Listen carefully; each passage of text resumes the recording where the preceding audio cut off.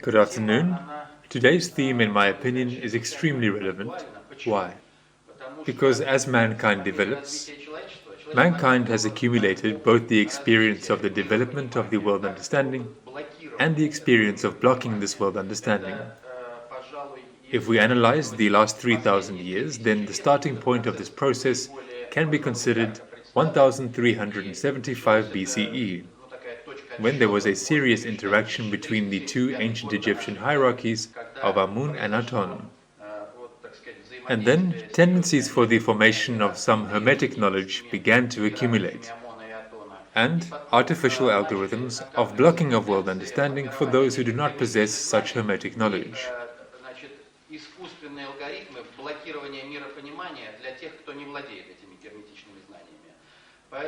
Therefore, when you analyze everything that is happening in Russia,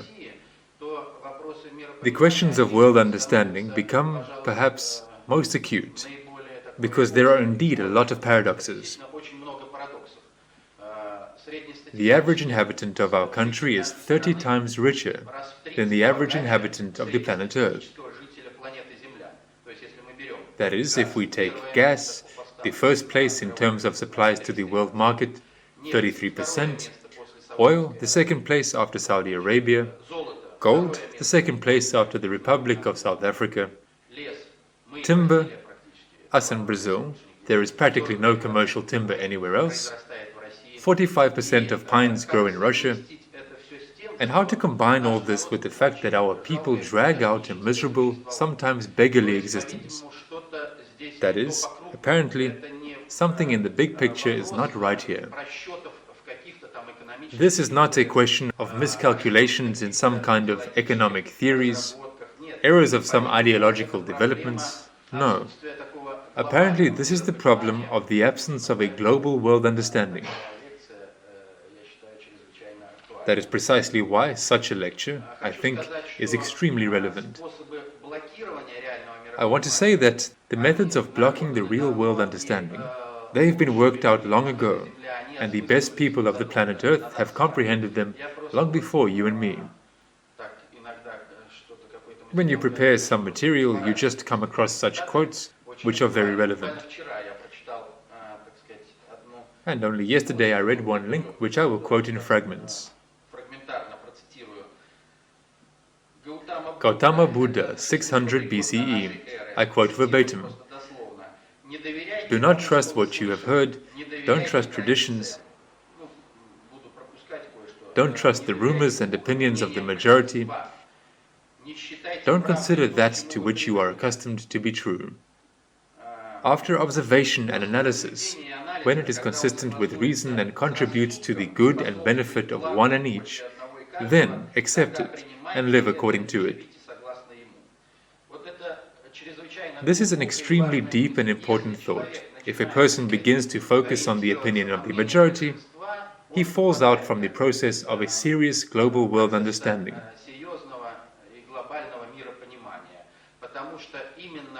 Because it is precisely the opinion of the majority that is, as a rule, erroneous and artificially imposed.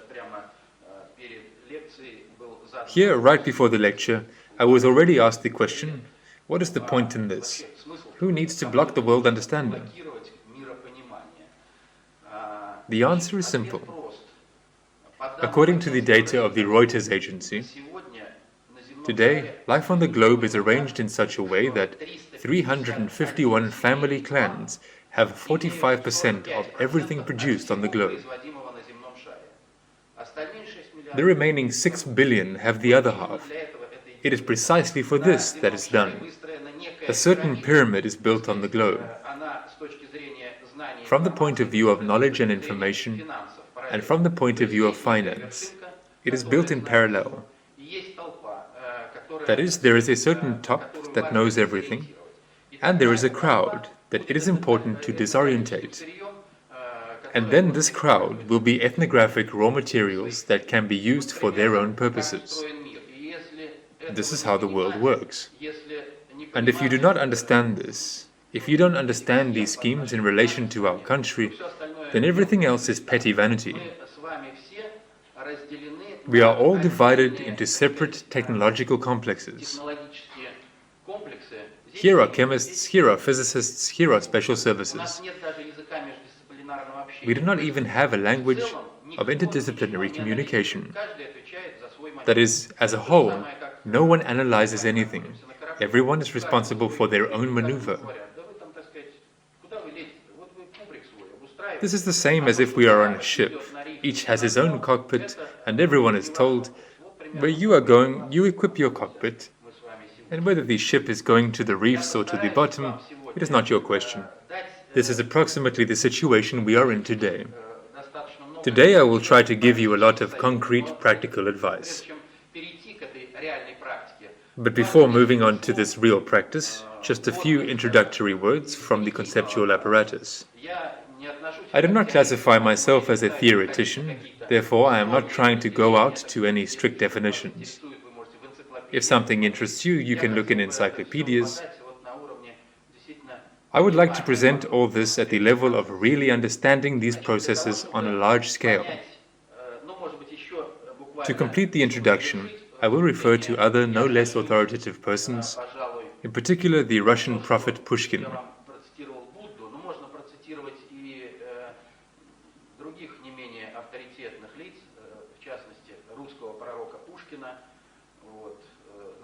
You know that Pushkin had quite serious ideas about crowd elitism,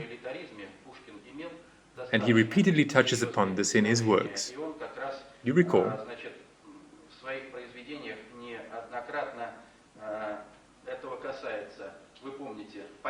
Graze, if you will, you peaceful nations, who never rouse at honor's horn. Should flocks heed freedom's invocations, their part is to be slain or shorn. Their dower the yoke their sires have worn, through snug and sheepish generations.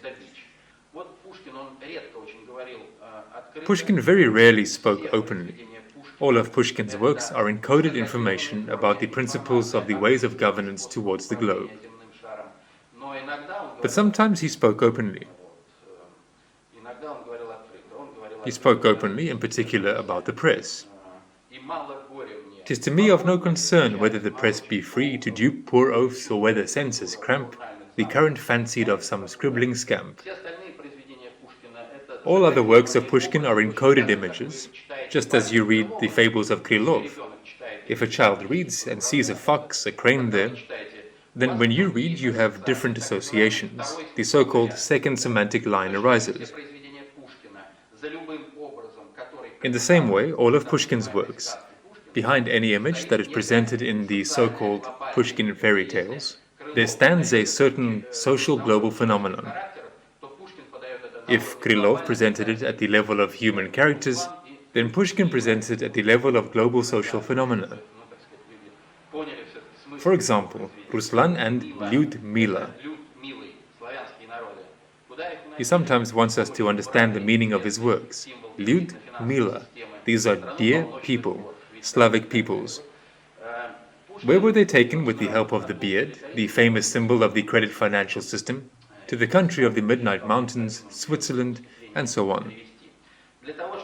In order to understand how the world understanding is formed, what a culture of thinking is, we will start from scratch. A child was born. Here is the first day. He has just appeared. And as he develops, we will then more fully understand what he is. Often specialists even have the idea that here is a person, this is a head, here is consciousness, and that's it. What else to look for there? You will agree with me that when a person is born, when an animal is born, and when a mosquito is born, then each of them has fundamentally different brain capabilities. This is what he is born with. This is the so-called Winchester disk drive, if we speak in modern terminology. So the Winchester, everyone has his own from birth. And not only is it different in a mosquito and in a person, but each person has his own Winchester. One has something recorded on his Winchester, another has something else. The Winchester is the property of ancestral genetics. Ancestral genetics fully provides content of the Winchester with which the child was born. Is the Winchester everything? No, it is not everything. If the child continues to perceive the world through the wolf pack, as an example, Mowgli, then from him a person will never be formed. If you place a creature potentially prepared to become a human in different conditions, and he perceives the world differently than all other people, he will never be human. And if this stage has passed, then it is simply impossible in principle to turn him into a human. Thus, the Winchester disk drive is just a foundation. What further? Further, in the person, a second system, the so-called operative memory, is activated. This is the human brain or consciousness. When a child is born, he does not know how to speak, but he knows how to see, he knows how to hear, he knows how to sense.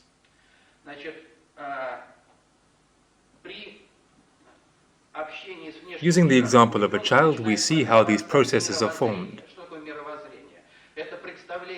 When communicating with the outside world, the child begins to form a worldview. What is a worldview? This is an idea of creation, but in a figurative form. That is, he cannot speak, he cannot say anything, but nevertheless, in a figurative form, certain ideas about creation are formed in him. And depending on what he sees, such a worldview begins to form in him. That is, if the pictures of the real world are replaced with television pictures and pictures from a computer, then you will form a person who is completely not adapted to the real world, because his ideas about the real world do not correspond to this world. If your child sees Earth only from a car window, something gray, then he will not have adequate ideas about creation, and in fate, he will have a lot of all sorts of problems. Therefore, the most important thing to start with when upbringing a child is simply to take him by the hand, lead him to the clearing, show him the bugs, the spiders, how the grass grows, how the leaves grow, explain that the earth is not just such a gray mass. But it turns out to be a very complex formation, where there are a lot of things if you look closely and so on. This is how the worldview begins to form. That is, if you define the concept of worldview, then I named it as follows. It is a set of principles, views, beliefs that determine a person's relation towards the world around him and towards himself. That is, now the slogans are going around, take everything from life, Pepsi. This is a worldview. If a person has such a worldview, then in each concrete case he will act this way and not otherwise. If a person is presented in the form of a certain black box to which information is supplied, then the worldview will simply define. And what is the result? That is, information is fed to one box, one reaction, to another box, another reaction.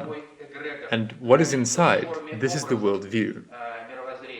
The worldview is formed, of course, by science and politics and aesthetics and raviousness, but the basis, as I said, the ancestral egregor, is stored in the form of worldview images. And here it is very important to understand that, in general, there are very different genotypes on Earth, and everyone has different world perception. There are people who write in hieroglyphs, there are people who write from right to left, there are people who write from left to right. All this has a very serious impact on the worldview. The questions that I will talk about today I verified in practice, especially the problems of higher reason, when we touch upon this. I checked this theme as well, at least on all our continents and in countries such as Japan, Indonesia, South Africa, Venezuela. Well, I'm not talking about Europe, the States, and so on. There is little meaningful that can be obtained for a deep world understanding. But when you try to get to the origins of ideas that were before the peoples were civilized by Europe, then you begin to understand a lot.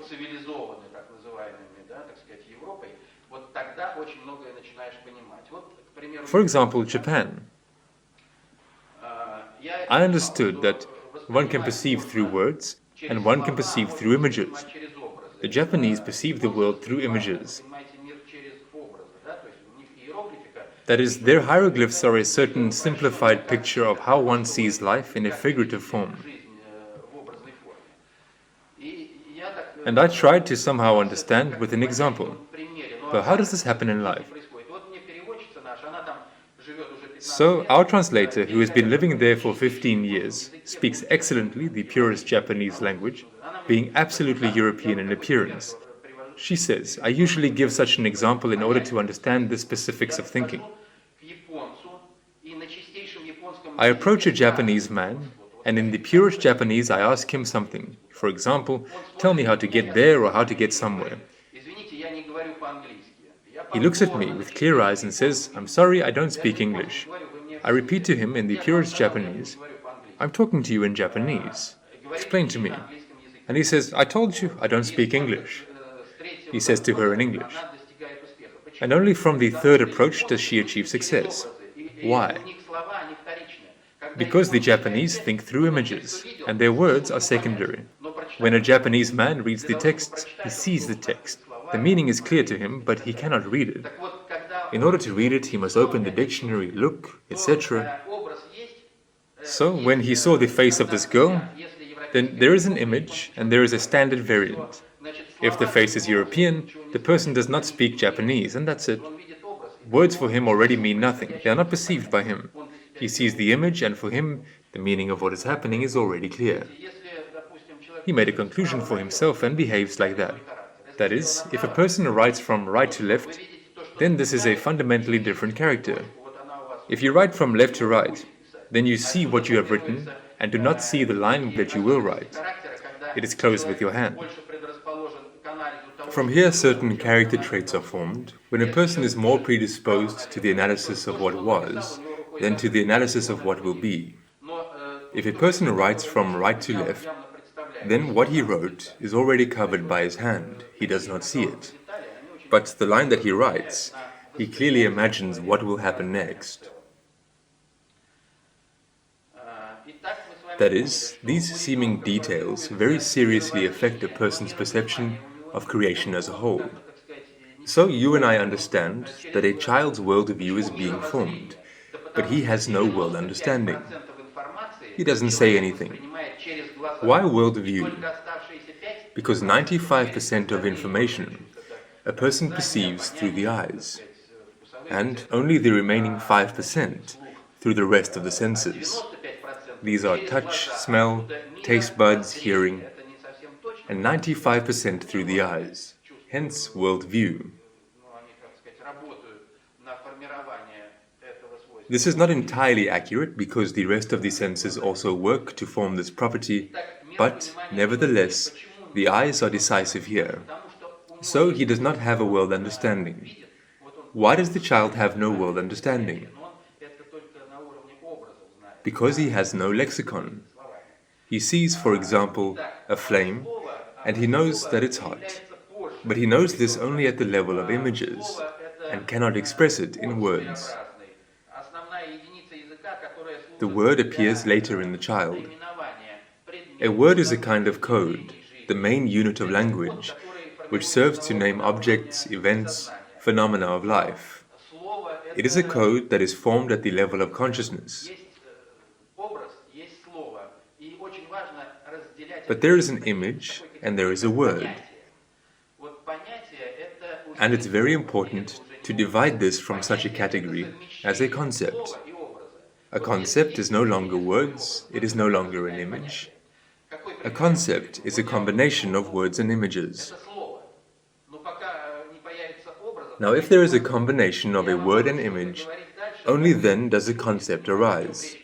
For example, I say the word look to you. This is a word.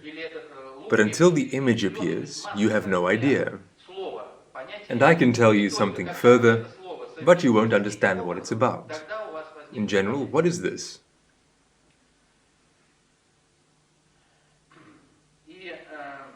Is it a look as a bow for shooting, or is it a look blooming in the meadow? Or is it a look as an onion, or green onions? That is, there are many variants of the word, no concept. And only when you combine this word with a certain image, then you will have a concept. If we talk about the world understanding directly, then the world understanding is precisely the worldview expressed in lexicon. It is a set of concepts. World understanding is always in lexicon. If a person cannot express something in lexicon, then he has no world understanding. Although he may have a worldview, he can figure out what to do, but as they say, the eyes are smart but they cannot speak. These are such situations in life. This just suggests that in the given question there is no world understanding, although the worldview can be quite deep.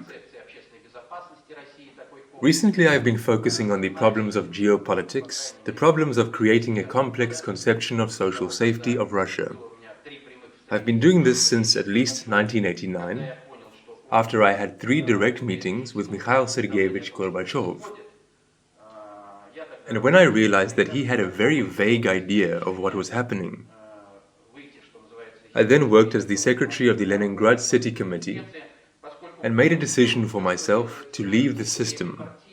I recused myself at the regional party conference because I realized that everything that is being done in the party system, it serves exclusively one thing: the concealment of those true algorithms that are implemented in life. Because everything that was said and everything that was done, it was linked, but with the accuracy up to the point of the opposite. If you remember all of Gorbachev's perestroika slogans, this is the acceleration of socio-economic development, a failure. This is the fight against drunkenness, the complete boozifying of the people. It, by the way, always goes through a ban. This is the friendship of peoples, we got a war. Check it for any thesis. This is psychological Trotskyism. Such a phenomenon is very ancient, but recently Trotsky was its most prominent representative. In words, one thing, by default, fundamentally different. All words are only to hide what is actually being realized. When I understood this scheme, I set for myself a personal objective: to understand and figure out how then is the world arranged. If, after all, I am the secretary of the Leningrad City Committee, this is not Shmirinka or some provincial town. I feel that I cannot impact what is happening in any way, and that I don't govern the process either here or in the country. I meet with Gorbachev and see that he has nothing to do with governance. How then is governance built? Actually, the last perhaps 15 years I devoted exclusively to this, in order to understand how the world is arranged. Therefore, world understanding allows you to form a national idea. What is a national idea? A national idea cannot be invented in some classrooms by some scientists. If this national idea is really functionally operable, it should fully reflect the worldview that people have. That is, whoever thinks up what, no matter what pictures they try to form on television, we have centuries-old genetics. It cannot be exterminated in one generation, not in 2 or even in 3. And this worldview is there anyway. Here you look. The image of Ivanushka the Fool. What is this? He is such an interesting, curious hero for our people. Why? Because, in fact, the worldview that is among the people, it is expressed in pictures, in images, in folk tales, first of all, in proverbs and sayings. These things, by the way, are the most accessible. Children of 12 or 13 years old perfectly understand this all. They perfectly understand how creation is arranged. They perfectly understand what the higher reason is.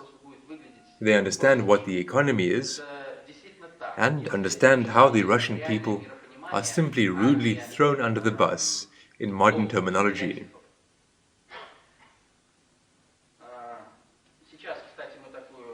And they can explain this to the Minister of Economy, the Minister of Finance. I'm convinced that if a third-year student, and the Minister of Finance are put on television opposite one another, the Minister of Finance will look just ridiculous. This is true if a person has a real world understanding and not a slew of stereotypes. By the way, today the first article will be published, and in general, the whole series will result in a booklet, which will be called The Economic ABC for School Children, Housewives, Participants of Productive Labor, Ministers of Economy and Finance, where it will be shown in simple, popular language that economics is a concept of two words, household and rules. There are household rules. They should be in a family of 5 or in a state. Where have you seen a normal head of the family who would go and borrow money everywhere in such volumes that not he, nor his children, nor his grandchildren will be able to repay? And when this happens at the level of the country, then we have uncles who carry out these operations. They are also presented as national heroes. They gave him money there, they gave him money at the IMF, they gave him in England, gave him in France. As a result, the debt is $150 billion, and payments on it, if you take 10%, $15 billion per year. And take the state budget, well, about 20 billion. It is all so elementary. That is, if really tricky, complex schemes were built, we thought, pondered, judged, how is it?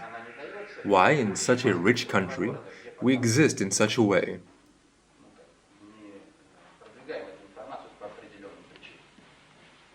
Well, this is all on the surface, so elementary that I say it again, for a 15 to 20-year-old school child and student, this is absolutely all clear.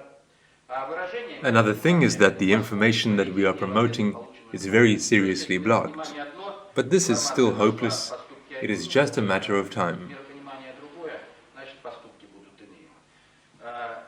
This information propagates today well, at least in 60 regions of Russia, and so far it is not purpose-orientedly given in St. Petersburg and Moscow. These are two cities where this information is not yet being promoted for certain reasons.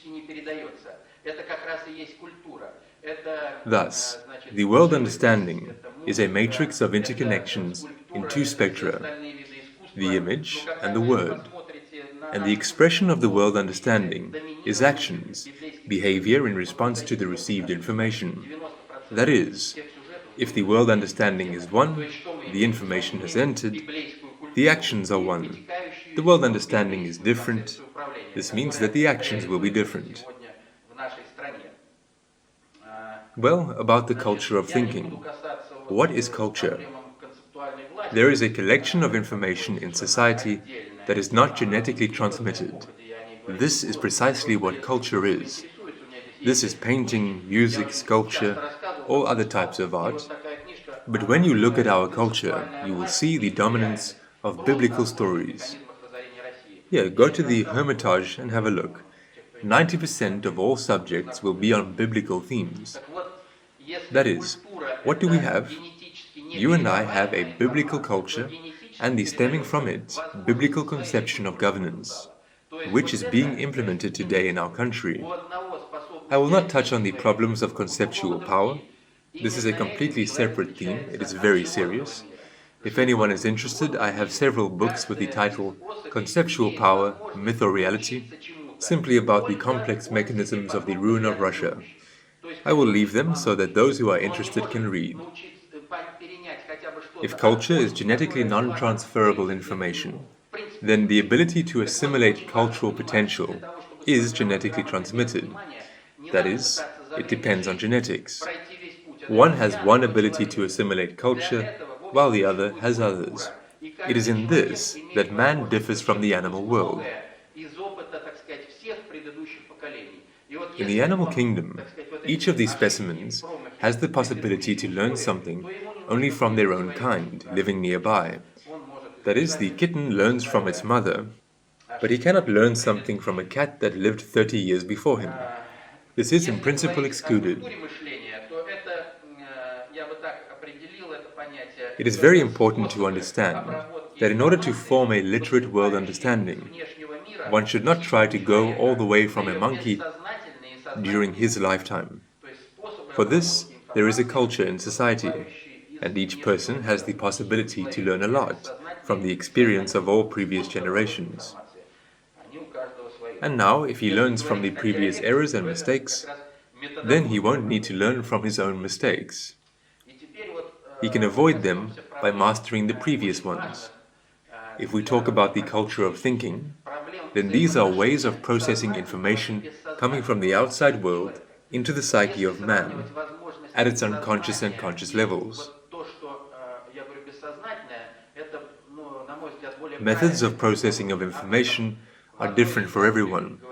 If we talk about dialectics, then this is precisely the methodology of processing of information. And now we will touch upon problems that are very important for practical life in general. The problems of the interrelationship between the consciousness and unconsciousness in the psyche of man.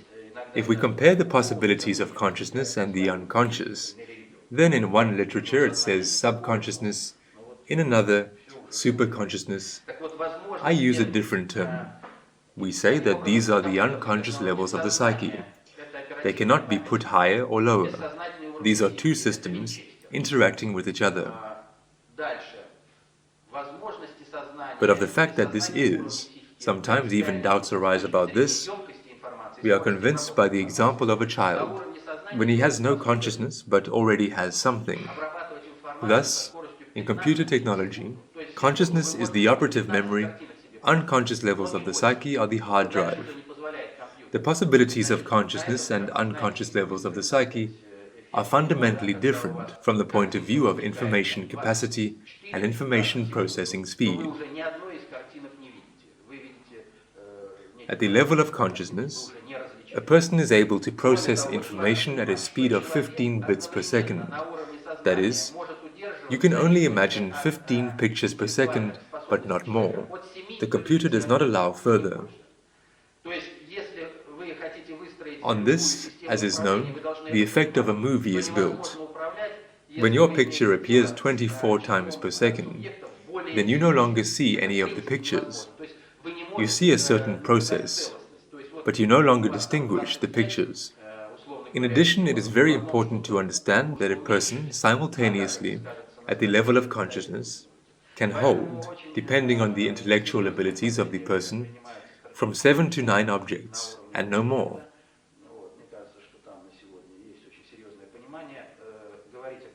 That is, if you want to build any system of governance, you must understand this, that it's impossible to govern if you are dealing with more than 9 subjects. This is basically impossible. That is, you can't observe an integrity.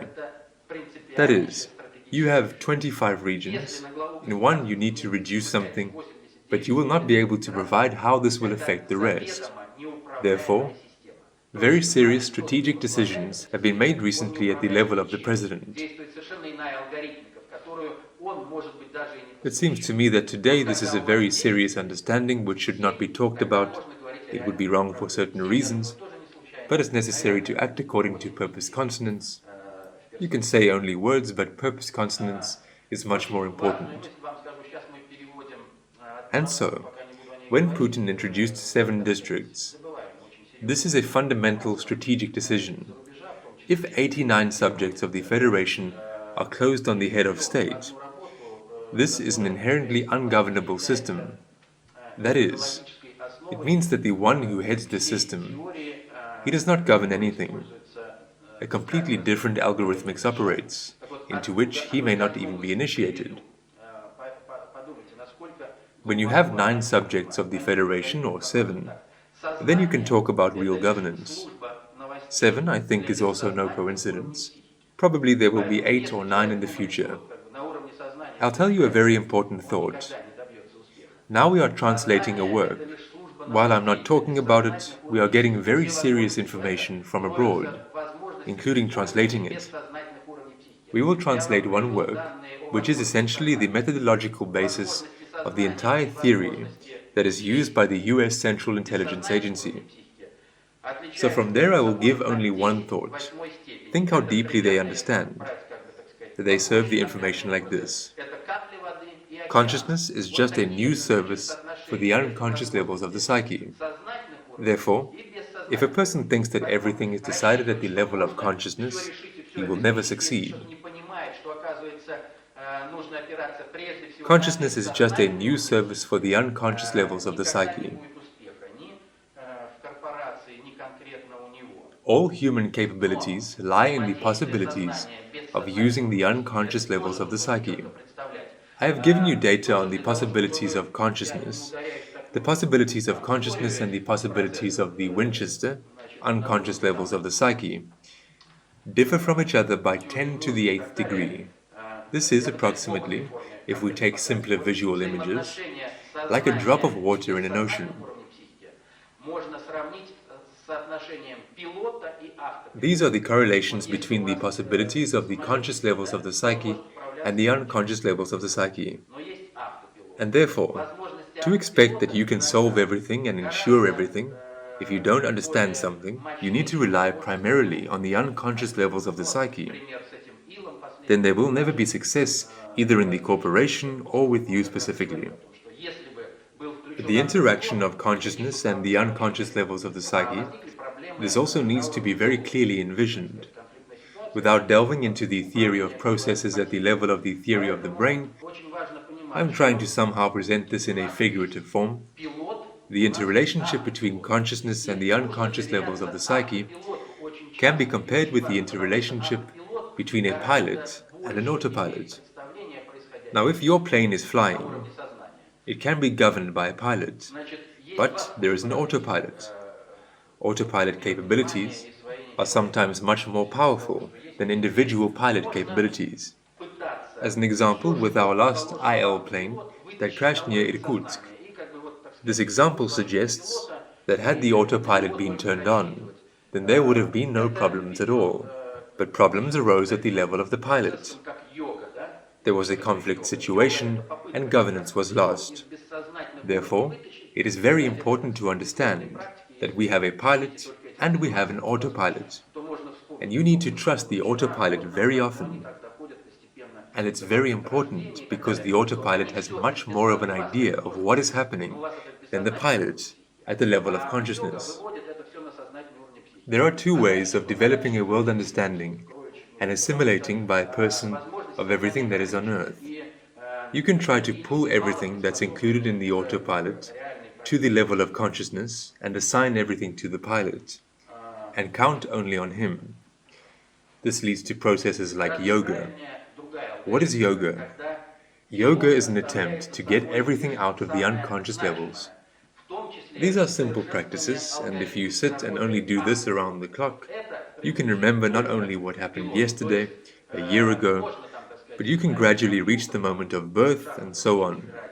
You also have the soul, but you have the soul at the unconscious levels of the psyche, and yoga brings it all to the conscious levels of the psyche.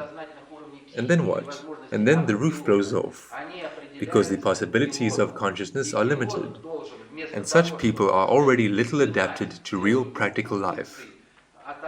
Another algorithmics is much more correct, when the pilot reserves only the most significant, including the improvement of the algorithms of the working of the autopilot. This belongs only to the pilot. That is, you can teach the computer to play chess, but still, it will play only to that degree to which it was taught by the one who programmed it. So it is here. All the possibilities of the unconscious levels of the psyche, or the possibilities of the autopilot, they are determined by the pilot. And the pilot should, instead of removing a whole group of functions from the autopilot, improve the algorithmics of the autopilot and develop his own capabilities without overloading his own brain. And of course, a system is also possible where consciousness can be turned off. And you know of cases when people, for example, having taken an excess share of alcohol, end up at home, but they don't remember how. They came home on autopilot. That is, consciousness did not work, and the unconscious levels of the psyche worked and brought the person home. Therefore, it is very important to understand these things and to understand what sleep is. Sleep is one of the most crucial moments in a person's life. That is, you cannot treat sleep just anyhow. Sleep is the most serious and responsible job. What is sleep? During the day, you perceive creation. All your senses work. You hear something, see something, remember something, smell some smells. When a person falls asleep, then within 4 hours from this very news service, as the CIA defines it, information is pumped to the unconscious levels of the psyche. There is an exchange of information, hard drive, operative memory. Everything is transferred from the operative memory to the hard drive. But it is not transferred just like that. There is already its own algorithmics. True, false, important, not important. That is, information is being archived. And everything that you saw during the day is all archived and laid down on the unconscious levels of the psyche in your memory. And if a person, again, let's say, went overboard in the evening, the next morning he does not remember why. Somehow it was not recorded. Therefore, for the first 4 hours, there is a re-recording of what happened during the day. And then there is a prophylaxis and preventative treatment of these symptoms. And only after that, the interaction of consciousness with the unconscious levels of the psyche stops, and consciousness, as it were, opens. It is open, and these are the most important moments of a person's life, if you understand this. Many say that they wake up at 4 o'clock in the morning. It should be so. As soon as the information processing process is over, if you have mastered all this and set yourself up for it, that is, everything happens to us exactly as far as we understand physiology. If we don't understand, we are doing something at the unconscious levels. But it's very important that when you understand this, that you begin to form some images for yourself. This is how everything will work out for you. So, after all the information processing has ended, and the prophylaxis has passed, the person should wake up. He wakes up for a short moment. This is the so-called hour of the bull. And after that, it is very important to fall asleep. You probably possess all sorts of auto-training techniques when you relax, switch off and fall asleep. And it is at this moment that information comes in, extremely important, in order to make future decisions. That is, your consciousness is turned off, and the unconscious levels of the psyche are open. And with you there proceeds simply a processing of what came to you during the day, now at the unconscious levels of the psyche, and you need to make a decision in the morning. Why does the Russian people not have a single proverb that does not have the deepest philosophy behind it, inconceivably deep? Why do we say the morning is wiser than the evening? It's not just for nothing. The fact is that if in the evening you have some problem that is very important and fundamental for life, you possess a large amount of information, it is somewhere unverified, and a decision needs to be made, then you need to be guided by what comes up in you in the morning, because the processing of this problem will take place at the unconscious levels of the psyche. But since their capabilities, as we said, are 8 orders of magnitude greater, this information will be analyzed taking into account the experience of all your previous generations, taking into account all the experience that you had, taking into account the information glimpsed by you, but you did not attach importance to this, but it got into the unconscious levels of the psyche. And when the information is processed at the unconscious levels of the psyche, then in the morning you have this picture of what needs to be done, and you will have it at the unconscious levels of the psyche. But the most important thing is to learn how to bring this information from the unconscious levels of the psyche to the level of consciousness. Because in the unconscious levels of the psyche, it is not formed in the form of some text file. That is, you will not see a picture. It happens to people sometimes that text comes, but this requires very serious training. In general, they say that all this comes at the level of certain intuitive sensations. I wake up, I decide, no, I won't go there, I will go there. This is exactly what you need to do, despite all your deepest calculations. Intuitive insights are the most powerful apparatus of human ability. You need to rely on them. A person is only 1/100th of what he really is if he thinks that everything is decided at the level of consciousness. No, it is necessary to rely, first of all, on intuitive insight. I work with a team that has a 1,000-year tradition, and the relation to dreams is as follows. Everything that is seen in a dream is written in the left column in a certain journal. Everything that happens in life is written in the right column. Everything that happens personally with you, in your family, at work, in the country.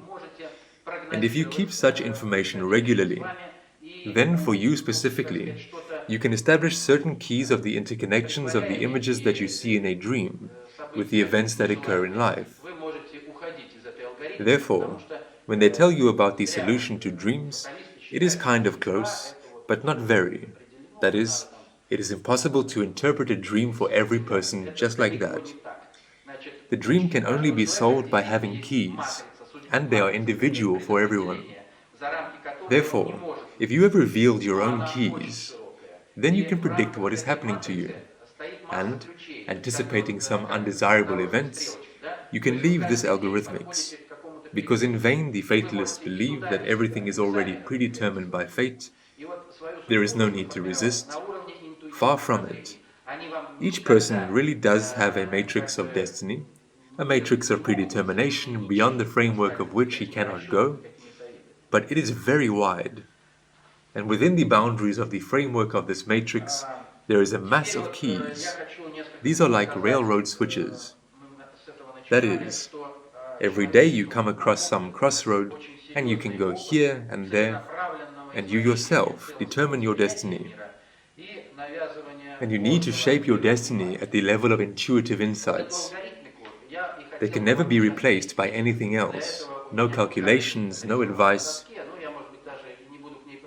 Now I want to say a few words that humanity has accumulated a lot of serious experience of purpose-oriented perversion of the integral perception of the world and imposition of a false world understanding. It is this algorithmics that I would like to explain to you now. To do this, I have a picture drawn on the board. So the algorithmics of blocking the world understanding at the human level. It is used as standard in any field. Economics, politics, art, anywhere. The point is that there is always some alternative. There is a lie and there is a truth. And this alternative, lie and truth, it is at the top, what is drawn, a person is standing, and he chooses this or this. The choice between falsehood and truth, as a rule, is proposed to be made only by the initiated, at least for the last 3,000 years, when you and I live within the framework of the biblical conception of governance, and when there are schemes for the global concealment of fundamentally significant information. Then creation is always divided like this. There is a lie and there is truth. Initiates have the right to choose between this or this. As for the crowd, the lie is split into two components, alternatives to each other, and the crowd is offered to choose between lie number 1 and lie number 2. Here is how the algorithmics works. For example, for the crowd, guys, for Russia, what is after all better, socialism or capitalism? Here you figure it out because socialism seems to be good for something, but it turns out that the problem is not in this, but the problem is in who prints the money. If you yourself print your own money and don't borrow, then you will be fine. If you don't understand this algorithmics, clearly and understandably stated in the Bible, in the book of Deuteronomy, I read word for word. And thou shalt lend unto many nations, and thou shalt not borrow, and thou shalt reign over many nations, but they shall not reign over thee. It turns out that everything is simple. One country prints money and sends it around the rest of the globe, while in another country there are pseudoscientists who show that, no, you can't print money here. What is the difference? Print your own paper or bring a green paper wagon. Paper is paper. Inflation does not depend on whether you have red or green paper in circulation. Nevertheless, here is an absolute mess. It is imposed and somehow passes in the minds of people. And when people do not understand that the algorithmics are acting here, at the level of the credit financial system, and they are told, guys, sort it out there. In 1917 there is one revolution, in 1991 there is another revolution, and now they are swinging here, and they will continue to swing until we reach the level of global world understanding, and until we remove these algorithmics for blocking our understanding of what is happening. They will say to you, well guys, let's figure it out. Which is better, plan or market?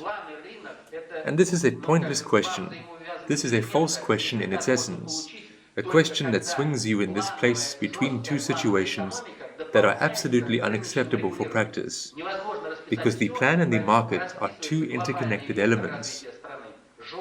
The result can only be obtained when a rigidly planned economy is complemented by market regulation. It is impossible to describe everything. Therefore, the global vector of the country's development is strictly planned. Demographically conditioned needs are written down.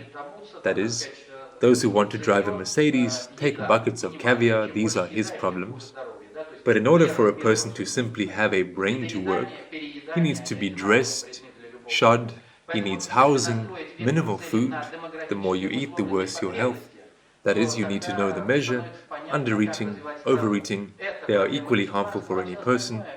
Therefore, if you adjust the vector of objectives to demographically conditioned needs, then it becomes clear how to develop the country. This is a problem of the state, and everything else, as it were, the market must decide. Therefore, it is absolutely wrong to build some kind of alternative. It is inherently false. It leads to false alternatives. Or take the millennial dispute about what is after all primary, matter or consciousness. And so they swing it back and forth for centuries. Here matter is better, here consciousness is primary, and so on. Whole schools of philosophy.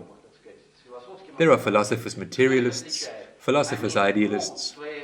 But you probably noticed, at least in my life I had a lot of acquaintances with a philosophical education.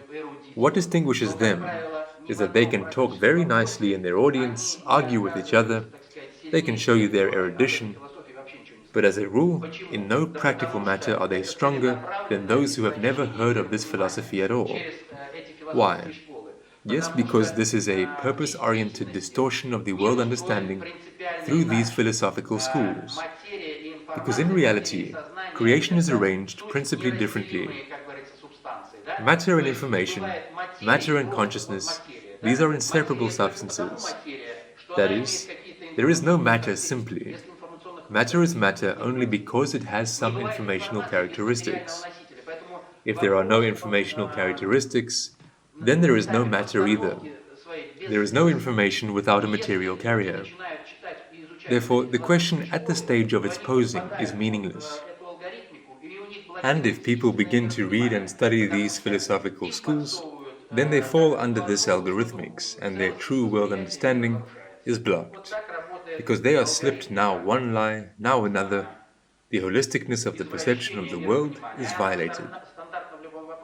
This is how the algorithmics of the perversion of the world understanding works, and it is standard in any question. We will talk and look at this picture every time, and you will see and understand that it all works flawlessly. They will say to you, who is more right, Serbs or Croats? Zhuganov with his Kamarila and Zhirinovsky will say, guys, let's form volunteer detachments, protect our brothers. Our Democrats will say, Russians are fascists in Chechnya, and so on. If you take Yugoslavia, there have always been two evil-minded people, whose tasks were to play the rest into a kind of global slaughter. The only one who understood these scenarios was Alexander III, because he did not go through this school when a person's consciousness is blocked. You know that he came to reign somewhat unexpectedly for those who prepared Tsars. So what he said about today's Yugoslavia, you can say exactly the same. For everything that happens in the Balkans, I will not give the life of even one Russian soldier. This is a literate position, because they will tell you, is this one or that one better? These are two evil-minded people grappling with each other, and let them sort it out. What have we got to do with it? It is nice that this information goes to the top level today. Defense Minister Ivanov recently said, no, but what has Macedonia to do with it? We don't participate there. This is a literate position. This is provocation, which is arranged. And we are told, who is better there? Who is better in Chechnya? And in Chechnya, international terrorism works. What does the Chechen have to do with it? What does the Russian have to do with it? This setup and development is completely obvious. Which is better, dictatorship or democracy? But neither one nor the other. This is a deliberately false message. Who is better, Zhirinovsky or Gaidar? Well, is it really incomprehensible to anyone today that the entire party mass is a single mechanism governed from one center? In order to govern this or that country, you need to calculate the mood of the electorate, and under each bloc, you need to put your own leader and finance everyone. Probably your audience understands that Zhirinovsky, Zhuganov, Gaidar, Yavlinsky are financed from one wallet. They can be financed through whichever intermediaries, but this is one team. They have nothing meaningful, nothing significant. That is, they will, like Zhuganov, say, anti-people regime, Yeltsin's gang on trial, but these are emotions. And what? Zhuganov once said something meaningful? I met with him in the St. Petersburg Forum. Fortunately, we were closely acquainted before. I handed in the text of my speech and said, Gennady Andreevich, if you continue to hide all this, then everything that you do in relation to our people, you will have to answer for all this. And yet, not a sound since then. They will talk about anything, but not about some fundamentally significant moments, like governance. It is true, real, and not what they talk about on television.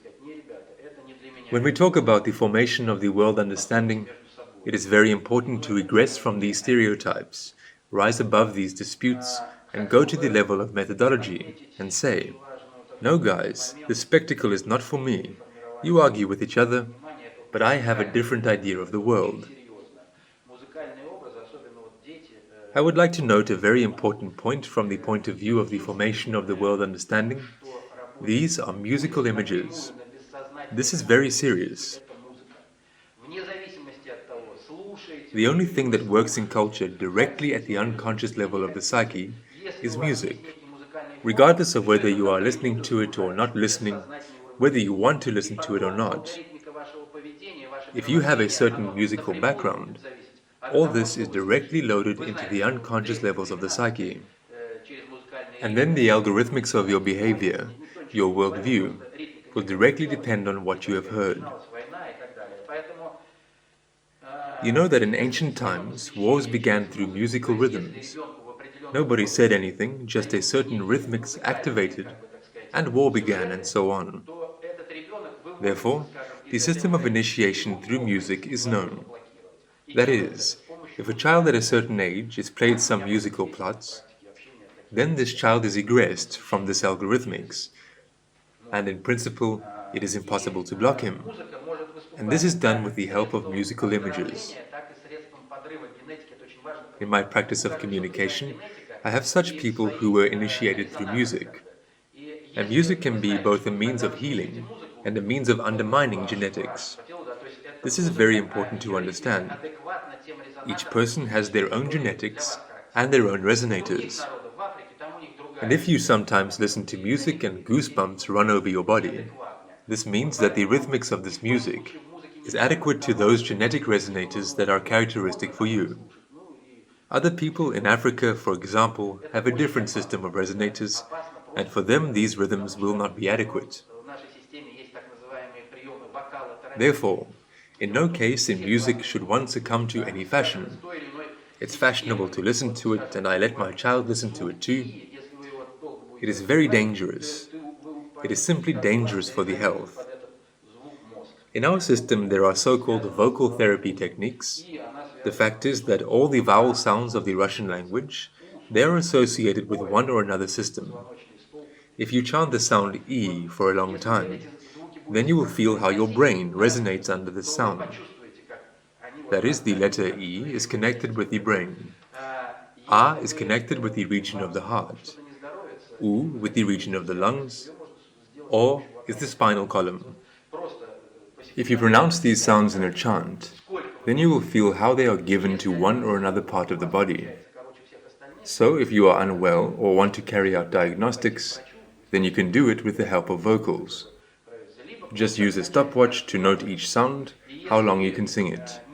And if one of the sounds you get is shorter than all the others, you can either go to the doctor or just start chanting this sound. And if you use the method of chanting this sound, its duration will be brought up to the level of all the others. Then you will have a normalization of those processes that are somehow disturbed in the body. Because all we can do in relation to ourselves is exclusively by mobilizing our own forces of the organism. In the practice of our team, contacting doctors is considered unacceptable. This is only in some kind of emergency, special situations. Since you must understand this, the methodology of organizing healthcare is in principle flawed. And here in no case should people be accused of something, it's just that the methodology of organizing these cases is flawed. That is, what is the healthcare system? It should be called differently in general. To say it in essence, this is the Ministry of Diseases. Why? Because the more patients there are, the better the ministry. That is, you know that medicine is the coolest business after narcotics and alcohol. Pharmacies are growing on every corner. Well, imagine that tomorrow all people stopped getting sick. And this is a big loss for the Global Earning Office. Therefore, if we wanted to have a true healthcare system in the country, then it should be organized on a fundamentally different basis. That is, it should receive a budget, and then from this budget, well guys, if it went for treatment, well, sorry.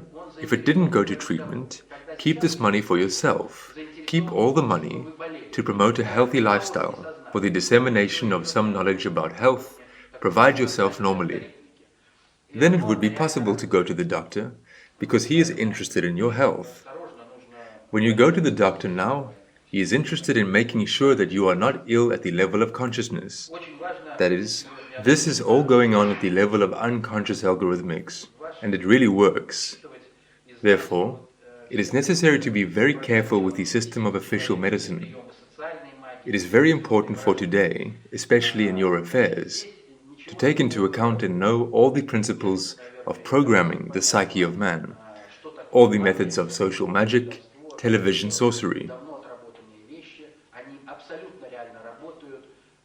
There is probably nothing here which is incomprehensible to you. What magic is, what sorcery is. These are all things that have been worked out for a long time. They absolutely really work.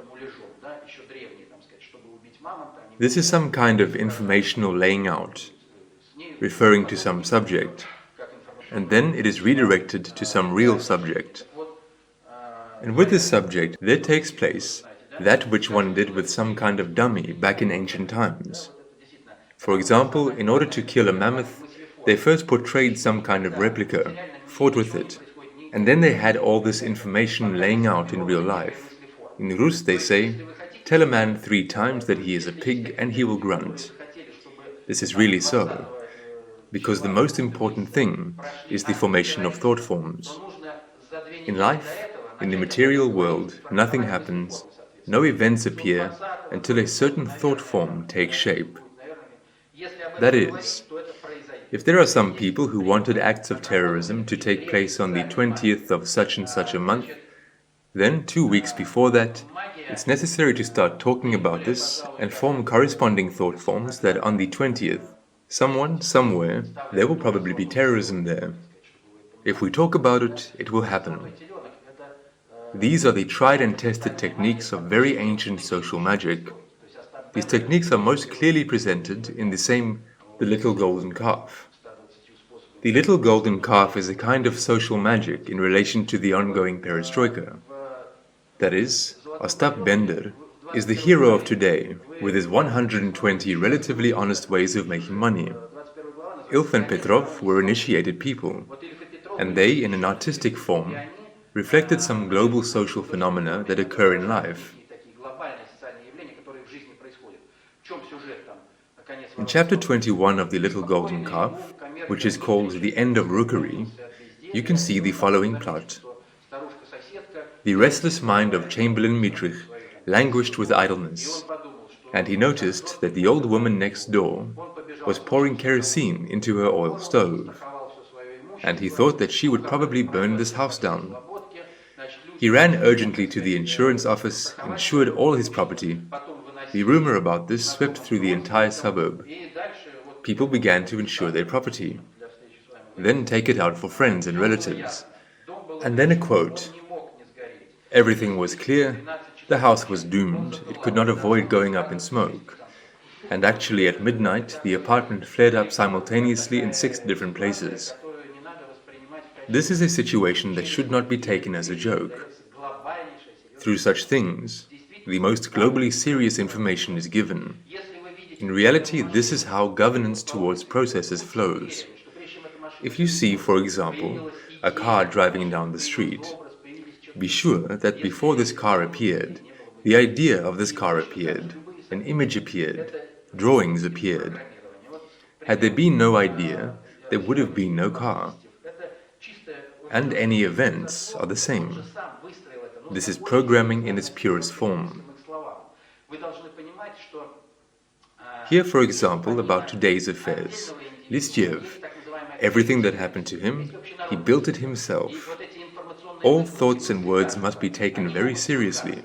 You must understand that in addition to the separate individual, there is the so-called collective psyche, there is the all-people psyche, and these informational layings out, the thoughts of everyone, they can converge.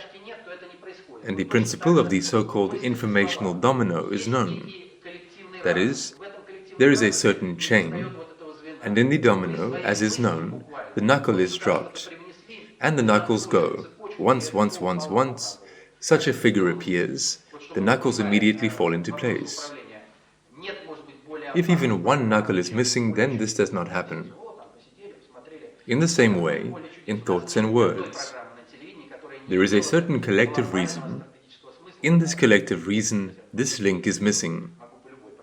You literally brought something here with your thought, you closed this chain, and it fell on your head, as it was done by Listiev. So that you understand questions of governance, there is perhaps no more dangerous program than Field of Miracles. What is Field of Miracles? We do not have a single TV program that does not have a global strategic meaning. Field of Miracles is the programming of the psyche of the younger generation to receive material goods outside of creation. That is, the child looks and sees that dad is breaking his back from morning until night, digging potatoes, doing something else. They are always in poverty, there is nothing. But some uncle comes along, spins the wheel and wins a car. This goes to the unconscious levels of the psyche. No one will tell him, the parents will not say anything, and at the unconscious level he will be tuned in for the reception of something somewhere. One of Listiev's last programs was dedicated to a killer. He interviewed the killer and asked very curious questions. The last question, tell me, do you really always fire a control shot? If Listiev was interested in this, then all this in life was given to him in all the details.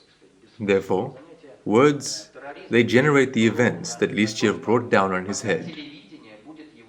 Therefore, if, for example, to talk about terrorism, you can fight it as much as you like. All this is an absolutely pointless occupation. Terrorism will last exactly as long as television advertises it. Here you try, with the information I am talking about, to go out with it on television for 10 minutes. You know how much they will charge? When I do something, it's like you have to save money for a year, and then you come out with some information. And if a terrorist attack took place in Moscow, I was simply amazed. All channels broadcast continuously for 2 weeks. But this does not happen just like that. Miracles do not happen. This is the direct financing of those who carried out this act of terrorism. Isn't that clear? Terrorist attacks occur only insofar as they are later shown on television. There is no other motivation.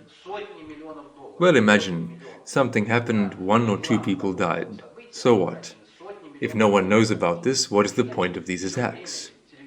Terrorist attacks are needed only in view of the fact that then, during the week, it will be broadcast on television. If we calculate the advertising budget of the terrorist attack in Moscow, then it is hundreds of millions of dollars. That is, hundreds of millions of dollars were spent on advertising this event, at least. Count all the time of the TV channels. I don't understand why these sensible thoughts somehow don't make their way. But we are ready to systematically present you with very short notes, but that we are presenting is one thing. But it's another thing those who decide these questions and say, guys, how long can you keep taking us for fools? So we are fighting terrorism, or are we developing it? If we are developing it, then set a specific task. Then we understand what we are doing. If we are fighting it, how can we fight if all our funds are invested exclusively in advertising terrorism? Therefore, in your system, Babkov Filip Denisovich is familiar with our information in detail. And, by the way, he assisted in solving some questions. So, in his recent interview, he cited an example from the Soviet era. Then they understood the technique of social magic. Then it was not shown. It was not simply without reason that it was not shown. Because what you show, then a month later you will see this in life. Where did all these atrocities in American schools come from? Only because it also slips in there. But American television and ours are night and day. There is not even 100th part of what falls on our heads. And, nevertheless, there are shootings of children in schools and so on. From where? This is through such television programs, action films and so on. And Filip Denisovich Babkov gave an example in this interview. Back in Soviet times, there was a case of self-immolation, if I'm not mistaken, in Lithuania or Latvia.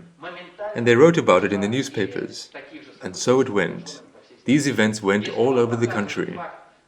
Until they stopped supplying information, it did not stop.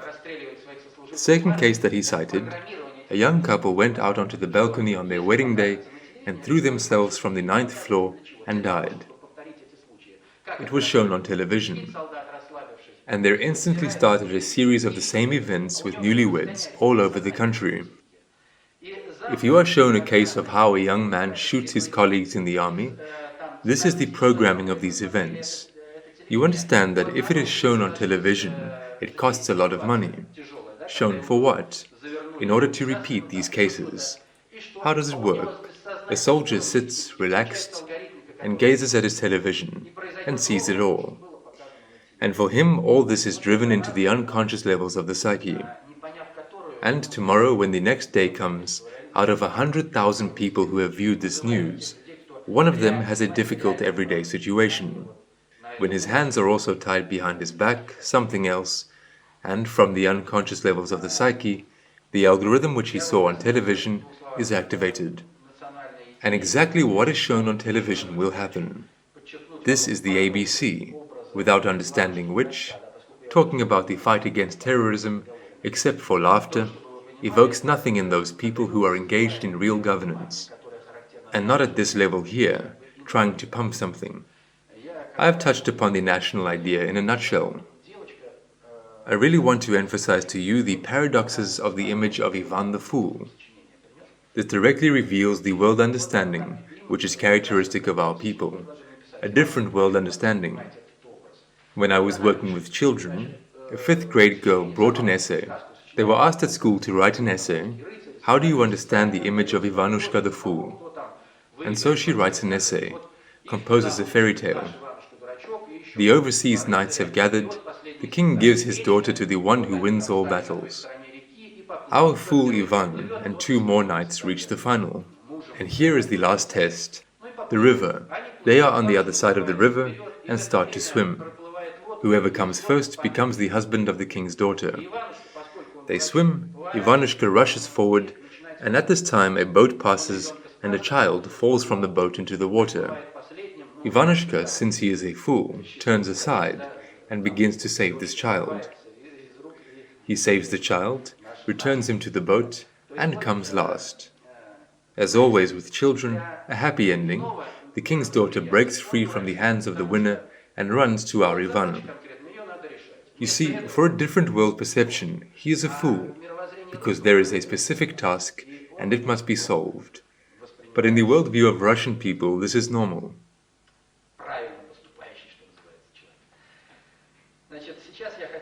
Now I wanted to touch upon the main question, because without understanding this, everything else, everything that I have said, is 1/100th of one problem.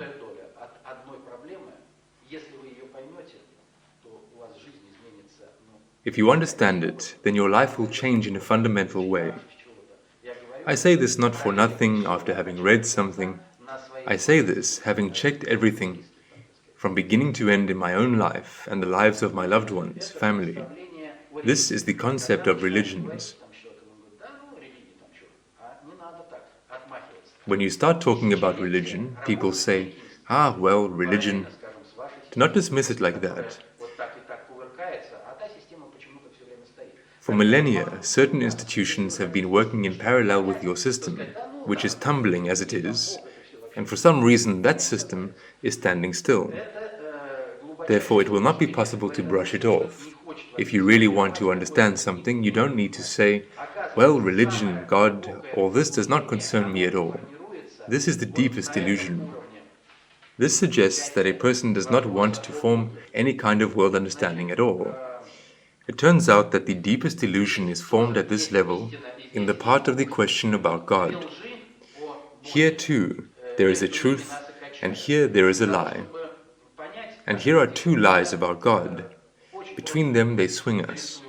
In order to understand how this is done, I will draw a very simple picture for you on the board, so that a complete image is preserved, because words are words.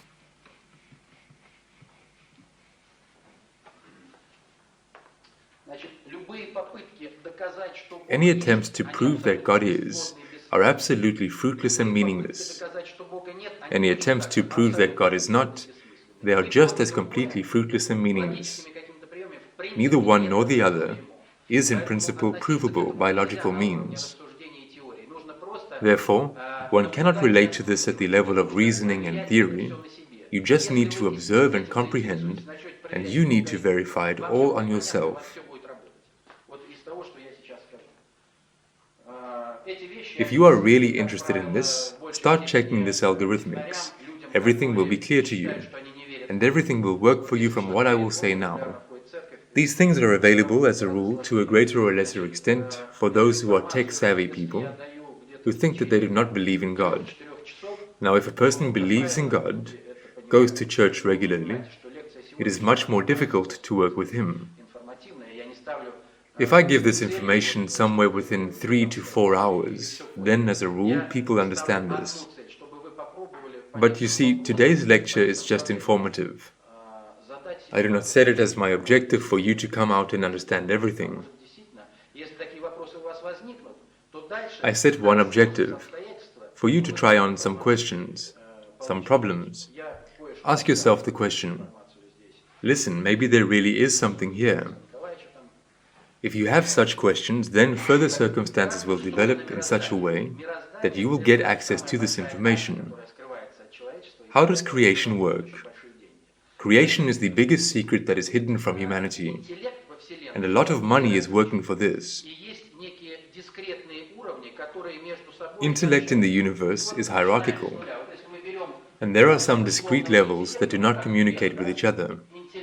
We start from scratch.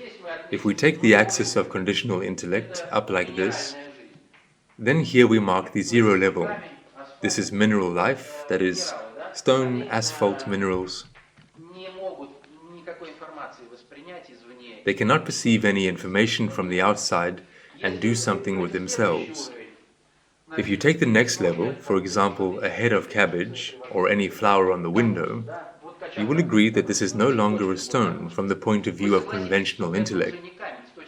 By intellect, we understand the ability to receive some information from the outside, and, in accordance with this information, to change some of our parameters. Any plant turns to follow the sun. Wherever the sun is, it turns there. If it is dry, the roots go deeper. If it is damp, the roots go higher. Mineral organic matter. Something they take, something they don't take.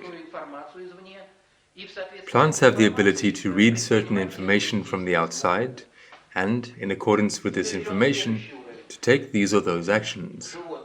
We take the next level, the animal kingdom. When a goat approaches a head of cabbage and pinches off a leaf, for the head of cabbage, this is an intervention from above.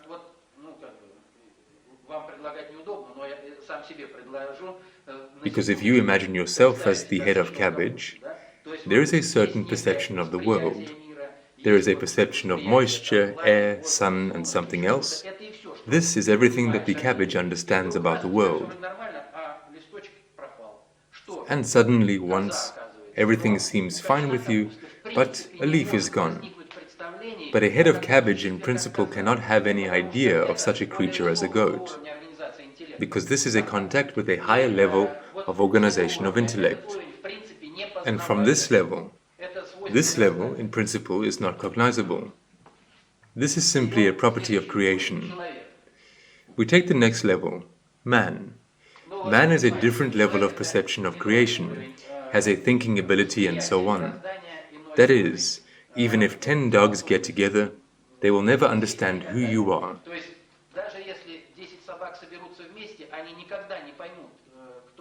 All the same, they will perceive you as the one who feeds them and takes them out onto the lawn, and the rest is beyond their understanding. Therefore, the main mistake and misfortune that dominates our unconscious levels of the psyche is that man in this hierarchy is the pinnacle of creation. Nothing else is possible on an intellectual level. This is the deepest delusion. It is generally clear from elementary logic that this is a delusion. Why? Because much of what is happening in the world we do not understand. How is it all created? What is the universe? What is infinity? And so on. Therefore, for any sane person, it is clear that there is another level above the level of man, which in the terminology of our team is called higher reason. You can put the sign of identity and write God. Don't let the word scare you, because a word is simply a code. It is important to understand the phenomenon itself.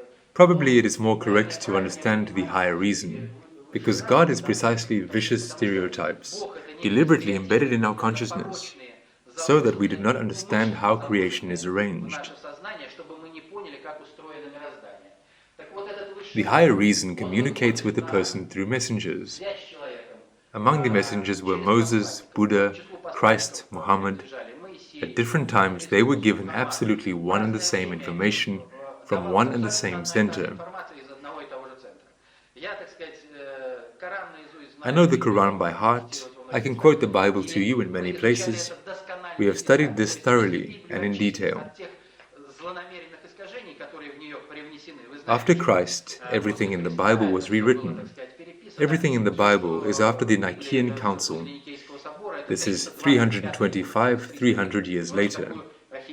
Such nonsense that Christ is God during his life was difficult to push through. 300 years later, it passed. At the First Council of Nicaea, it was decided by majority vote that Christ is God. Christ is a messenger, and we have the utmost respect for him. Kremlin strategists say, "Are you against Christianity?" Excuse me, but what do you mean by Christianity? If we talk about me, then I simply revere Christ as much as he deserves, as a man, because he brought holy things to people. But, excuse me, everything that was written after Christ, what kind of Christianity is this? These are inventions in order to fool people. There is nothing left of what Christ said. But the only thing is that if you take the wisdom of Solomon in the Bible, and take the book of the prophet Isaiah, then everything will become clear to you as to why in most Western editions Solomon's prophecy is thrown away. Because there it is about fundamentally different gods, and there it is impossible to combine one with the other. Therefore, this is the biggest secret, and a person can only achieve happiness in all aspects of his activity if he comprehends his place in creation. If he thinks of himself as the center, has an I-centric worldview, then he will never succeed. If he perceives himself as part of this creation, which is organized in a completely different way, with intellectual levels located above him, then he can build this dialogue with the higher reason. This is practiced with small skills that are fairly simple. Therefore, understanding this is extremely important. I'll explain something else now.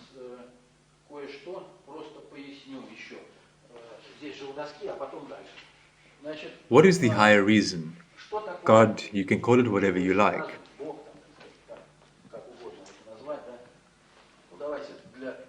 Let's just write the word God for simplicity, but again, this is not the God that you have heard about all your life. From this level of organization of the intellect, information is given through the prophets, who are attributed to the number of prophets I have told you, and the living prophet is Sai Baba.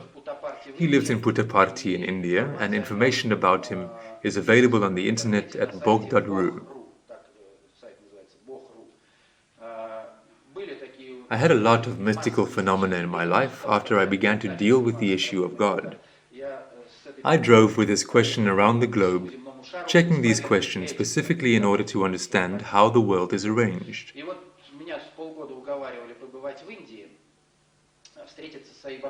And for half a year I was persuaded to visit India and meet with Sai Baba. Every morning at least 6,000 people gather there, hoping to at least see him from afar.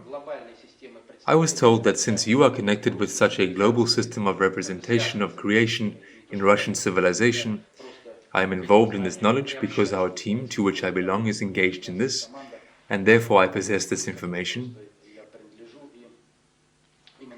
And suddenly, by some miracle, you will be able to get in touch with Sai Baba.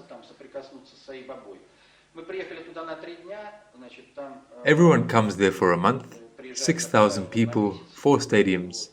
We were there for 3 days. On the first day, passing by, he just came up to me and asked, "Where are you from?" I said, "From St. Petersburg," and he took us to him. There were 3 of us. On the second day, he again approached us and took us to his place. We had an hour-and-a-half conversation with him. We were holy to the crowd. Then they tried to touch us. It's so funny because we understand how the world is arranged, and for them it's just a kind of faith, a kind of mysticism.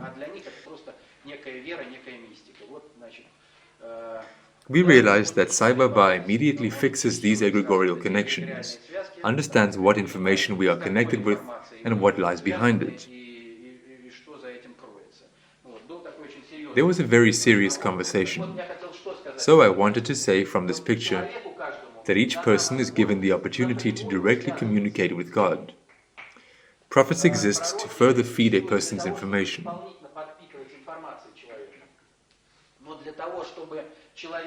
But in order for a person not to make this connection, surrogates are slipped to him.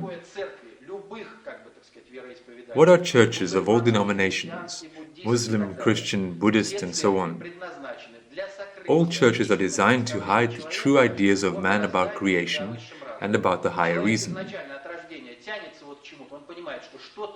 A person is initially drawn to something from birth.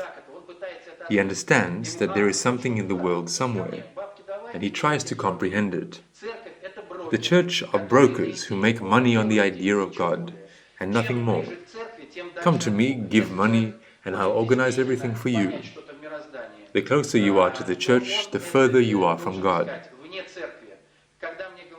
If a person wants to really understand something in creation, then he must look for it outside the church. When they say to me, "You are a believer, so you are a Christian or what?" It cannot be that a person believes God directly and at the same time would attribute himself to some kind of church hierarchy. They are simply antipodes. It is impossible to understand how the world is arranged, to believe God, and go to church, because the apotheosis of atheism is the church. And Leo Tolstoy, who understood these things, described it all quite colorfully. What is important to understand in these matters?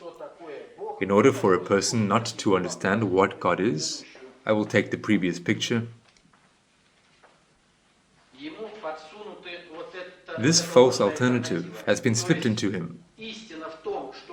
That is, the truth is that there is a certain higher reason that is above us, and it is the same for everyone living on earth.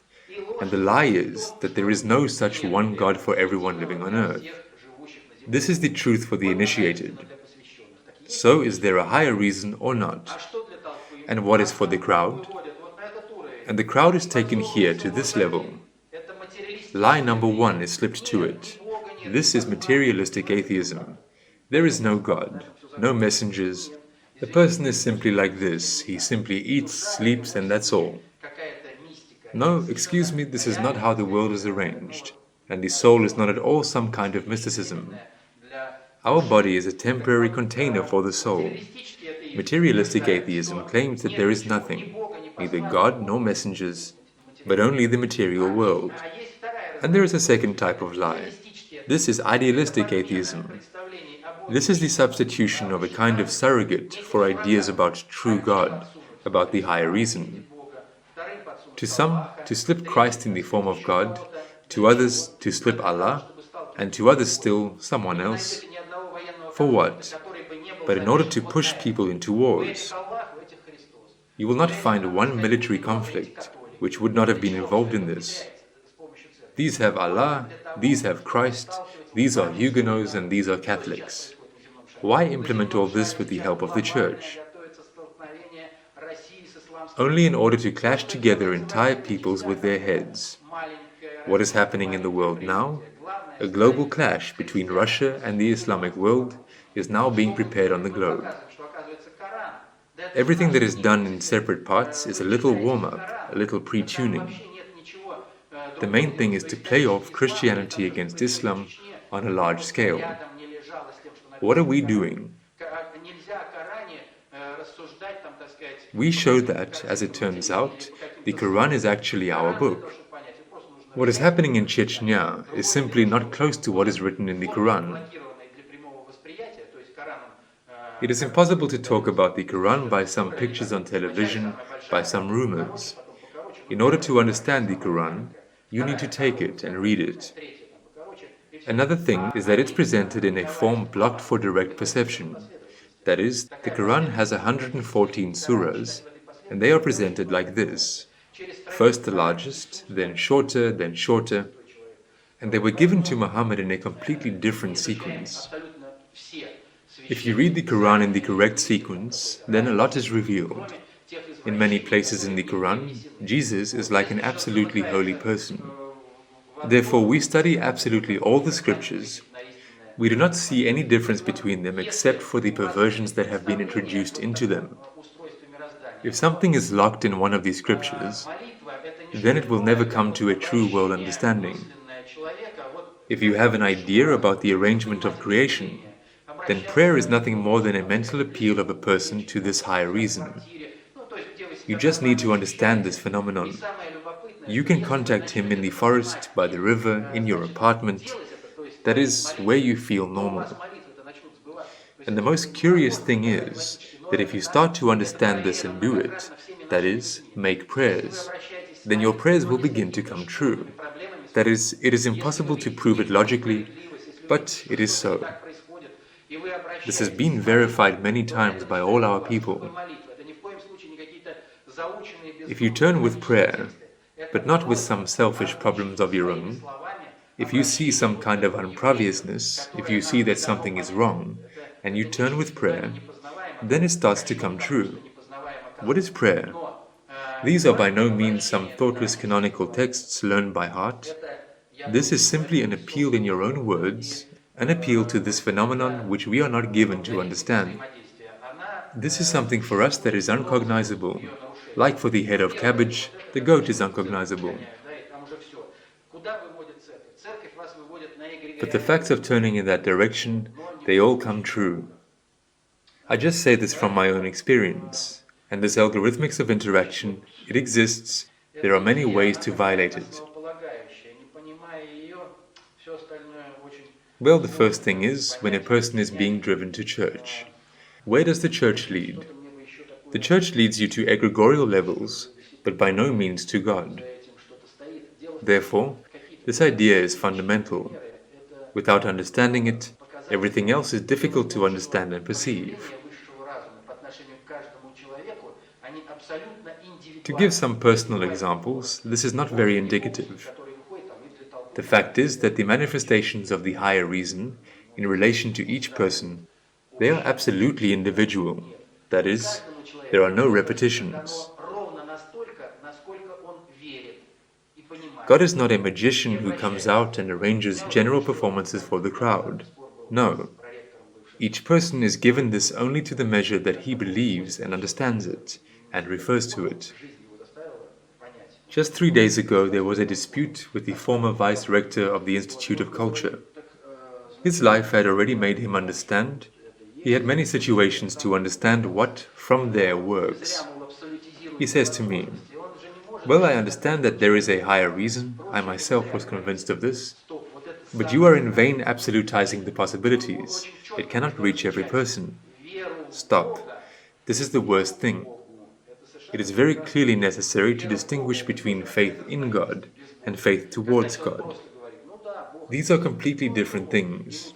Belief in God is also one of the varieties of godlessness, when a person simply says, "Well, yes, there is a God, but he has no time for me, he has his own things there and I have mine here." All this begins to work only when the person reaches the level of faith towards God.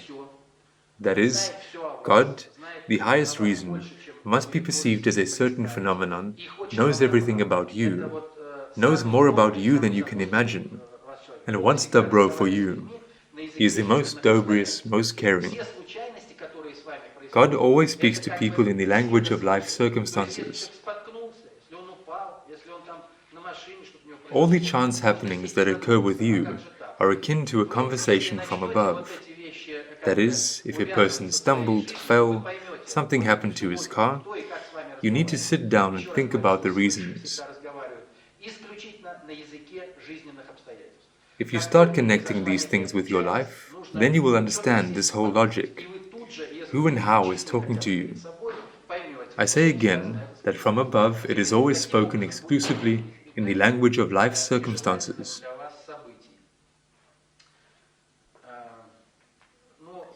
As soon as a certain chance happening has occurred, you need to clearly sit down and think. And if you are honest, at least in front of yourself, you will immediately understand what this chance happening is connected with. And in this way you will avoid undesirable for yourself events. A little about prophets. Why have there never been prophets in the history of Russian civilization? Coming to the level of a prophet is very difficult. We have seen this exactly by the example of Sai Baba. Puttaparthi is a small village in the south of India. Airfields, Boeings, dozens of houses, accommodation and 4 meals a day cost $1. Miracles do not happen. If there is no money, where does all this come from? It turns out that it became clear to us that he was building some kind of global development. And those are called prophets who fell into such development. Pushkin clearly understood this.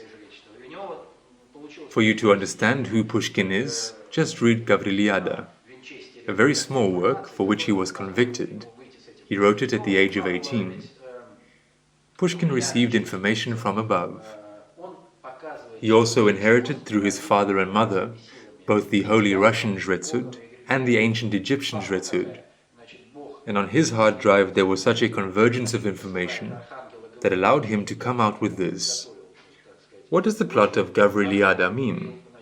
It shows that Christ is played by different forces, the devil and God, and egregorial levels. What is the story? God loved the Virgin Mary for him. He sends the Archangel Gabriel to somehow prepare the ground there. Archangel Gabriel meets with Mary, they sympathize with each other, and the Virgin Mary falls asleep in the bedroom. She sees Gabriel in a dream. At this time, a tempting snake creeps into the bedroom and copulates with her. After that, the Archangel Gabriel, and only the third was God. And as a result, Christ appeared. This is the essence of the Gavriliada. Pushkin very deeply makes it clear that any prophet, he always becomes a prophet only when he fulfills some of the development of those who own money in this conception. Because money is owned by those who built this all 3,000 years ago. This work contains the following lines. Shan't attempt to make my story fall in line with Moses. He used a fiction to enslave the Jews. A whopping lie is easier to believe than a small white one, and the Jews believed him. And God rewarded him for toadying. But I'm no court historian, believe me. The important rank of prophet doesn't tempt me. That is, he shows that in order to become a prophet, you need to clearly work out commands. You need to be at court. And then you will become a prophet. Therefore, our prophets Seraphim of Sarov, Sergius of Radonezh, in their capabilities significantly surpassed everything we know. But they did not have the same toadying mind.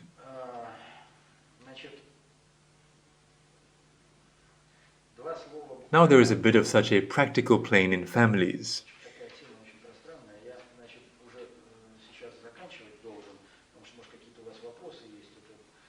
Here is a family, husband and wife. It is very important to understand from the point of view of the future of the family that a man and a woman belong to fundamentally different psychotypes. What does it look like? A woman is predetermined by nature to give birth to a child. Therefore, for a woman, the most important thing that dominates her behavior is momentariness. Here she has a child, and she needs that at this particular moment, the child would be alive, whole, fed. That is, her orientation is predeterminedly for very short periods of time. The wife gives birth, the man goes on a business trip at that time, he leaves in the morning, comes back in the evening, the child is already asleep. That is, he has no orientation towards such momentary problems. He has long-term problems. For example, after 3 years, something needs to be decided with a dacha or an apartment, and he lives in much longer intervals of time. What does it look like? From the point of view of the law of normal distribution, if you take a time interval, then women will have this distribution. Well, there are, of course, women like Margaret Thatcher who think 100 years ahead, but basically most women live for a period of 35 days. If, let's say, you want, relatively speaking, to propel someone to deputy, he can be a bad person as much as he wants, but if you show him very beautifully on television over the course of 3 days, then the women will go and vote for him, because this is their nature. If you take men, then they have a fundamentally different distribution. It is like this. That is, men are guided by much longer time intervals. Now, if the time is here, then you understand that there are a lot of men who think in terms of 10 years, 100 years. We think in terms of 1,000 years. We form processes like that. And therefore, if this understanding is not there, the woman's destiny is to take the family away from some kind of instant danger. That is, this is especially evident in the example of boys and girls. So there is some kind of turmoil, somewhere some kind of cliff, somewhere some kind of thin log. The boy will definitely go there and fall there. Why? Because their functions are different. A woman must do everything to bypass this zone of danger. The boy must train, because the function of a man, when he is already in the zone of danger, is how to egress from this zone of danger. A woman starts up hysterics. A man, on the contrary, shows his qualities in this situation. Boys, on the unconscious level of the psyche, begin this training. when they train in various dangers, because later in life they may have to learn this. And non-understanding of this leads to all sorts of conflicts, because a woman has such an orientation, buy me a ring. The man, not realizing this kind of long-term behavior, refuses, and they start conflicts because of little things. He says no. But why? Well, because he has an orientation for 5 years, and he understands that if today there is a ring, tomorrow there is something else, then the objective that he set at an unconscious level for implementation in 5 years will not be realized. It is also very important to develop thinking algorithmics with children. That is, not just to help them solve the problem, but simply sit down, enter the child's biofield, and solve the problem with him. Not speak, but think with him, because we are biofield creatures, and biofields work. And the child will develop a certain algorithmics, which will then allow him to remember the situation and enter into the solution of any problem, and not just some specific one. In order to block the possibilities of human intuitive insights, the possibilities of the brain, the sole most powerful tool has been invented. This is alcohol, tobacco, drugs. This is a genetic weapon that was invented by the ancient Egyptian jretzes, even back then, when they began to degrade into pseudo-jretzhood, to destroy these delicate structures of the brain, and in order that connections with the higher reason and intuitive insights would be blocked. How does this happen? You probably know that alcohol is a genetic weapon, and there are no other semantic loads in this. In order to cover the whole society, then one heroin, the second marijuana, the third alcohol, the fourth vodka, the fifth wine, the sixth beer. In reality, there is absolutely no difference between beer and heroin in terms of functional purpose. In order for people not to understand this, traditions and customs have been introduced from within. That is, if it is a birthday, then you need to drink. If it's a wedding, then you need to drink, and so on. This is done artificially. It is done through films and so forth. You will not find a single film where the wine drinking process is not shown. And what is the process of intoxication in general? For some reason, no doctor will tell you this. When a person has consumed alcohol, the alcohol removes the grease from the red blood cells. Such red blood cells, such as discs, that are surrounded by a layer of lipid. The lipid layer is disrupted, and erythrocytes begin to stick together.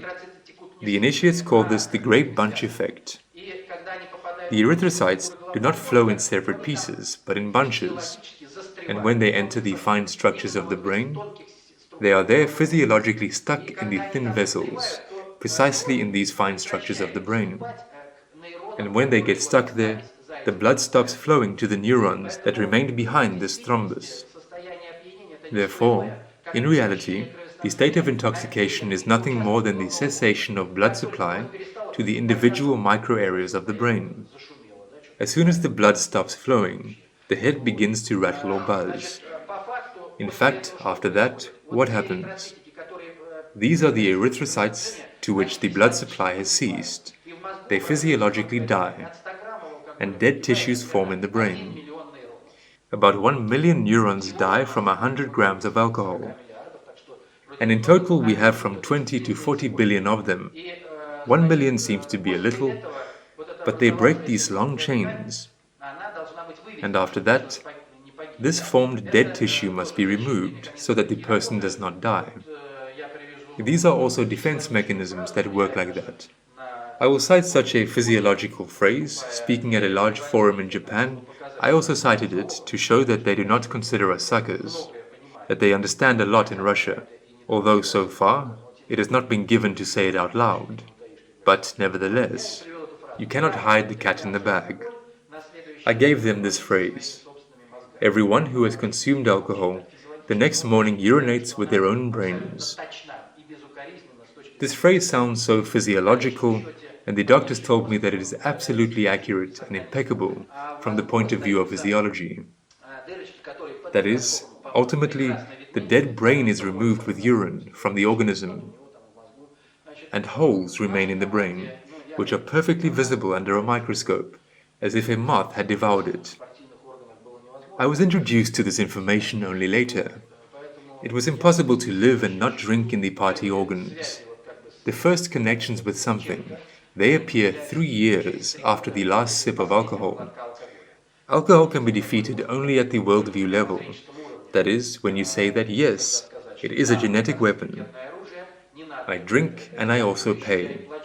I tell many guys, I understand if you were paid, you drink a glass, they give you 100 rubles, but when you yourself drink and you yourself pay, I don't understand. It is the same as if cockroaches started buying chlorophyll for themselves. This is the same algorithmics. It is no different, because it really is a means of destroying genetics, and it does not carry any other semantic loads. As for the concept of conceptual power, I won't touch on it, but so that you understand, the legislative, executive, and judicial powers have nothing to do with governance. The overall function of governance is conceptual power. It has 6 priorities. This is my book. It is dedicated to this. Therefore, if someone is interested, you can just take it and read. And the last thing that I also would like to leave you, a film called Rurik and His Brothers. The point is that in the history of the Russian civilization, we kind of know everything, how we were fooled. Another thing is that still the mass media is not ours. But you remember perhaps the words of Chuchev, who said, think about the deep meaning. A day there was when God's mallet of truth sent the old church tumbling to its death, and by his own sword thoroughly run through, the high priest gasped his final dying breath. They have created all the informational shells now, and with what to fill? The same lies that have been used to powder the brains for 3,000 years? And everyone has read them. No one is interested in them. It is into these shells that we will now inject our information. Here I will end it.